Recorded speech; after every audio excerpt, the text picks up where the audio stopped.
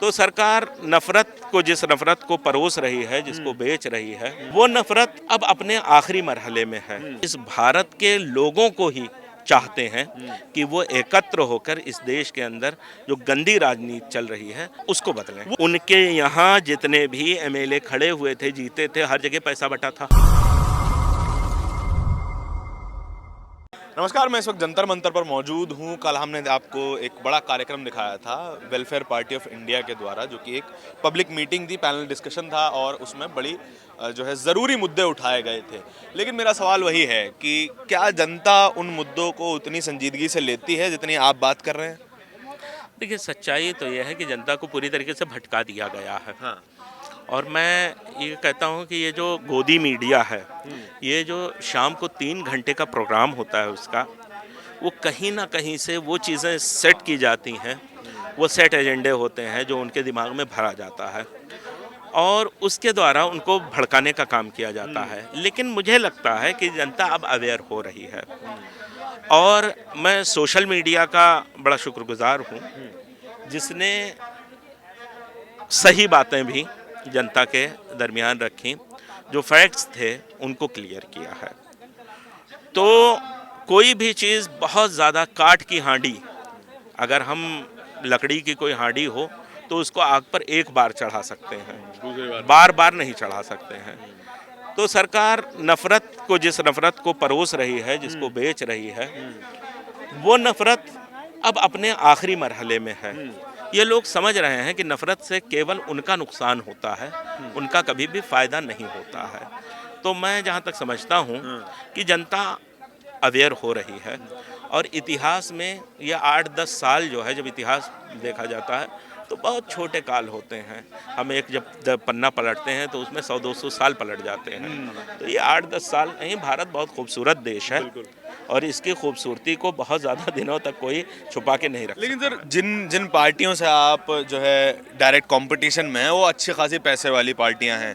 BJP के बाद अच्छा खासा पैसा है, कांग्रेस के बाद अच्छा खासा पैसा है, आप उतने फाइनेंशियली मजबूत हैं नहीं, ठीक है? तो लड़ाई लड़ी कैसे जाएगी? क्योंकि राजनीति आज पैसे का खेल है, वो तो जाहिर है ही ना।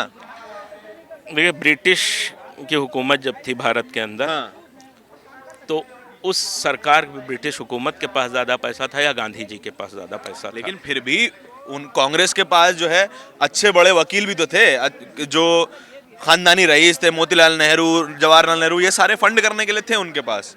देखिए, सच्चाई ये है कि जब भी कोई मुहिम चलती है तो उसमें ऐसे ही लोग आते हैं निकल कर, और हम उस मुकाम तक, हमारे पास भी अब लोग आ रहे हैं, बहुत अच्छी तादाद है पढ़े लिखे लोगों की, डॉक्टर्स आ रहे हैं, इंजीनियर्स आ रहे हैं, वकील आ रहे हैं, प्रोफेसर्स आ रहे हैं।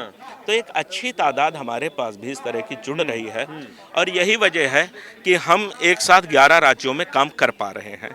तो हमें अपने भविष्य से बहुत उम्मीदें हैं और ये बिल्कुल तय है कि जब कोई दीवाना निकलता है तो वो कुछ अलग करता है और एक इतिहास रचता है। हम पूरी दीवानगी के साथ हैं और इतिहास रचने के लिए तैयार हैं। लेकिन ये बात तो आपकी मैं मान सकता हूँ कि आपका जोश आपके लिए काफ़ी है, लेकिन जनता जिन चीज़ों में बिलीव करती है, जिस तरीके की धर्म की राजनीति में जनता भी बिलीव करती है, वो क्या महंगाई, बेरोजगारी, इन सब पे आएगी? क्योंकि देखिए, मैं केवल हिंदू समाज की बात नहीं कर रहा हूँ, मेरे तमाम मुस्लिम दोस्त भी ऐसे हैं जो कि ईमान की बात करते हैं, भैया हमें ईमान बचाना है, और मेरे हिंदू दोस्त हैं वो कहते हैं भैया हमें धर्म बचाना है। अगर युवाओं के लिए, जनता के लिए धर्म ज़्यादा ज़रूरी है तो आपके पास भी तो ऑप्शन है, आराम से धर्म की राजनीति कीजिए, पहुँच जाइए पार्लियामेंट। देखिए, हमसे तो वही नहीं हो सकता है ना। हाँ। दरअसल हम ये मानते हैं कि ये देश कबीर का देश है, हाँ। ये देश नानक का देश है, ये साईं भगवान जिनको आज बना दिया गया है, ये उनका देश है और यहाँ एकता में लोग विश्वास रखते हैं। ये इतिहास रहा है भारत का कि भारत ने जो भी आया सबका बहुत खुले दिल से स्वागत किया है। ये उनके जो अंदर एक है, लोगों को एक्सेप्ट करने की क्षमता है, ताकत है, वो ये चीज़ बताती है। तो हम तो इस भारत के लोगों को ही चाहते हैं कि वो एकत्र होकर इस देश के अंदर जो गंदी राजनीति चल रही है उसको बदलें। वो तो बहुत लंबी लड़ाई है ना सर, क्योंकि 2 बार से हमने 2 आम चुनाव में देख लिया, ज्यादातर जो राज्य हैं वहां पर एक कम्युनल सरकार है, वहां तो ये चीजें बदलने बेहद मुश्किल है। सच्चाई ये है कि मेरे हम हिसाब से आप एक हारने वाली लड़ाई लड़ रहे हैं। ऐसा बिल्कुल नहीं है। हाँ। हम जल्दी वाली लड़ाई अगर लड़ते तो हारने वाली लड़ाई होती। हाँ। हम जल्दी वाली लड़ाई लड़ ही नहीं रहे हैं। हम केजरीवाल की तरह मैदान में नहीं आए हैं। वेलफेयर पार्टी ऑफ इंडिया को किसी घटना ने जन्म नहीं दिया है। ये हादसाती पार्टी नहीं है। ये दीवाना बहुत सोच के दीवाना बना है।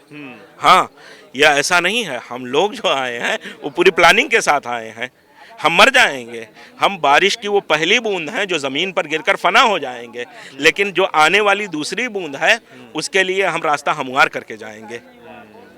ये लेकिन केजरीवाल के बारे में आप कह रहे हैं वो भी शिक्षा की बात करते थे, अच्छे खासे स्कूल भी बनाए हैं उन्होंने, ऐसी कोई बात नहीं है। शिक्षा, स्वास्थ्य, इन सब की बात करते हैं, लेकिन अंत में आगे वो भी जो है, सच्चाई ये है कि केजरीवाल जी झूठ के अलावा और कोई बात नहीं करते हैं। हाँ। पहले ही इलेक्शन में जो 2013 में हुआ था, उनके यहाँ जितने भी एमएलए खड़े हुए थे, जीते थे, हर जगह पैसा बटा था।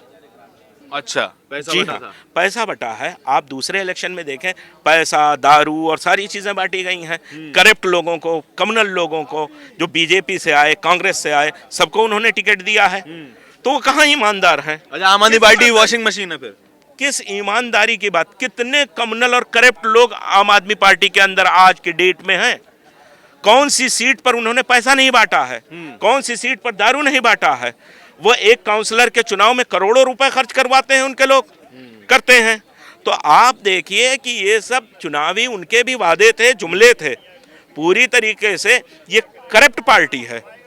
करप्शन इनके दौर में कहाँ रुका? महिलाओं पर अत्याचार कहाँ रुका? यहीं इन्होंने कहा हमने पूरी दिल्ली के अंदर सीसीटीवी कैमरा लगा रखा है, लेकिन आप बताइए दंगे के वक्त उनके सारे कैमरे क्यों खराब हो गए?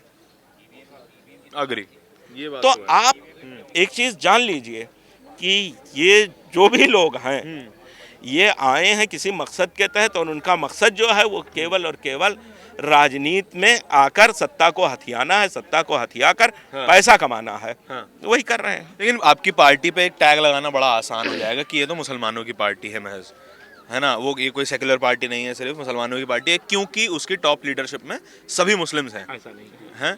हमारी जहां जो फौरी तौर पर दिखाई देता है। हमारी टॉप लीडरशिप में रविशंकर त्रिपाठी जी राष्ट्रीय उपाध्यक्ष हैं। अच्छा। जो अध्यक्ष के बाद सबसे महत्वपूर्ण पोस्ट होता है वो जनरल सेक्रेटरी ऑर्गेनाइजेशन होता है। हाँ। और उस पोस्ट पर हमारे यहाँ अरुमुगम सुब्रमणी जी हैं। अच्छा जी। जी हाँ, हमारे यहाँ के अंबुजक्शन जी हैं, ये उपाध्यक्ष हैं। फादर अब्राहम जोसेफ हैं, ये उपाध्यक्ष हैं। अच्छा, डाइवर्सिटी मेंटेन करिए पूरी। बीटी ललिता नायक जी जो गौड़ा सरकार में मंत्री थी, वो हमारी पार्टी में रही हैं। तो कहीं से भी कोई ऐसी चीज़ नहीं सामने आपको आएगी कि जिससे आप ये कहें कि ये कोई कम्युनल पार्टी है। यहीं से मेरा दूसरा सवाल जुड़ता है कि मुसलमानों के पास ऑप्शन क्या है, क्योंकि तमाम तरीका हम बिल्कुल जाहिर है कि अटैक्स होते हैं, टीवी मीडिया से लेके ज़मीन तक मुस्लिम्स पे अटैक हो रहे हैं। तो फिर मुसलमानों के पास ऑप्शन क्या है कि सेक्युलर पार्टी को वोट दे के देख लिया, बीजेपी को वोट दे के देख लिया, है ना, आइडेंटिटी पॉलिटिक्स करके भी देख ली, अब उसके बाद ऑप्शन क्या है? सिर्फ मुसलमानों के लिए मैं तो नहीं बल्कि पूरे भारत के लिए कहता हूँ कि वेलफेयर पार्टी ऑफ इंडिया एक ऑप्शन बन के आई है। हम बिकने वाले नहीं, हम टूटने वाले नहीं हैं, हम बिखरने वाले नहीं हैं, हम दबने वाले नहीं हैं। और आइए वेलफेयर पार्टी ऑफ इंडिया के साथ जुड़िए, आपको हम एक बेहतरीन ऑप्शन के तौर पर नजर आएंगे। लेकिन उस पर टैग भी तो लग जाएगा ना, फिर आप दोबारा मुसलमानों की वही बातें करने लग गए। मैंने मुसलमानों की ही सिर्फ बात मैंने कहा, समस्त भारतवासियों की मैं बात कर रहा हूँ। मैं सिर्फ मुसलमानों की बात नहीं कर रहा हूँ। मैं दलितों की बात भी बात कर रहा हूँ, पिछड़ों की बात, अति दलितों की भी बात कर रहा हूँ, आदिवासियों की भी बात कर रहा हूँ, सवर्ण समाज के लोगों की भी बात कर रहा हूँ। मैं सबकी बात कर रहा हूँ। आइए वेलफेयर पार्टी से जुड़िए। Fair enough.